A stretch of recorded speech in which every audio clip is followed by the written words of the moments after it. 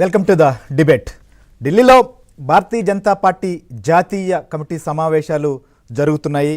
అయితే ఈ సమావేశాలు జరుగుతున్న నేపథ్యంలో ముఖ్యంగా ఈ సమావేశాల్లో పొత్తులకు సంబంధించినటువంటి ఒక క్లారిటీ వస్తుందా అనేటువంటి ఆసక్తి మాత్రం తెలుగు రాష్ట్రాల్లో నెలకొంది. ముఖ్యంగా ఆంధ్రప్రదేశ్లో ఇటీవల కాలంలో జరిగినటువంటి పరిణామాల నేపథ్యంలో ఢిల్లీ నుంచి తెలుగుదేశం పార్టీ అధినేత చంద్రబాబు నాయుడుకు ఆహ్వానం రావడం, ఆయన ఢిల్లీకి వెళ్ళడం, భారతీయ జనతా పార్టీ పెద్దలతో సమావేశమైనటువంటి నేపథ్యం, తర్వాత పొత్తులకు సంబంధించినటువంటి చర్చ జరుగుతున్నటువంటి పరిస్థితుల్లో ప్రస్తుతం బీజేపీ సమావేశాల్లో దీనికి సంబంధించి ఒక నిర్ణయం ఉంటుందా, లేకపోతే ఈ సమావేశాల తర్వాత దీనికి సంబంధించి ఒక క్లారిటీ వస్తుందా, వస్తే ఎవరెవరు ఎక్కడెక్కడ పోటీ చేసే పరిస్థితి ఉంటుంది అనేటువంటి చర్చ నెలకొంది. ముఖ్యంగా ఎన్నికలు సమీపిస్తున్నటువంటి తరుణంలో పొత్తులకు సంబంధించినటువంటి రాజకీయం ప్రస్తుతం తెరపైకి వచ్చింది.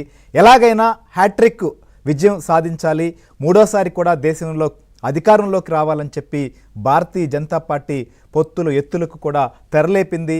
పాత మిత్రుల్ని గతంలో ఎన్డీఏలో కొనసాగి తర్వాత దూరం జరిగినటువంటి వారందరినీ కూడా తిరిగి మళ్ళీ కూటమిలోకి చేర్చుకునేటువంటి ప్రయత్నం చేస్తోంది.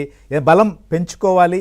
గతంలో ఎన్నడూ లేని విధంగా, అందుకోని విధంగా భారతీయ జనతా పార్టీ ఈ దఫా 400 స్థానాల్ని అటు సొంతగా కూటమితో కలిపి సాధించాలనేటువంటి ఒక టార్గెట్ కూడా పెట్టుకున్నటువంటి పరిస్థితి. ఇప్పటికే ప్రపంచంలోనే పెద్ద పార్టీ, సభ్యత్వం కలిగిన పార్టీ అంటున్నటువంటి బీజేపీ ఓట్ పర్సంటేజీ పైన కూడా ఫోకస్ పెట్టింది. అందుకోసమనే గతంలో కలహాలు వచ్చినప్పటికీ, దూరం పెరిగినప్పటికీ, అనేక విషయాల్లో వారి యొక్క ద్వేగమైనటువంటి నిర్ణయాలు జరిగినప్పటికీ, లేదా అనేక అంశాల్లో మిత్రులుగా ఉన్నటువంటి వారు వ్యతిరేకించి దూరమైనప్పటికీ తిరిగి వారిని దగ్గర చేర్చుకునే ప్రయత్నం, ఇంకోవైపు ఇండియా కూటమిని చీల్చడం, లేకపోతే ఆ కూటమిలో అన్న లుకలుకలను కూడా తెరపైకి తీసుకొచ్చి మరింతగా వీక్ చేసేటువంటి ప్రయత్నాలు చేస్తున్నారు. అందులో భాగంగా జరుగుతున్నటువంటి ఈ సమావేశాలు, దీని తర్వాత తెలుగు రాష్ట్రాల రాజకీయాలపైన ఎలాంటి ప్రభావం ఉండబోతోంది అనే అంశం పైన కూడా మనం డిస్కస్ చేద్దాం. మనతో పాటు ఈ డిబేట్లో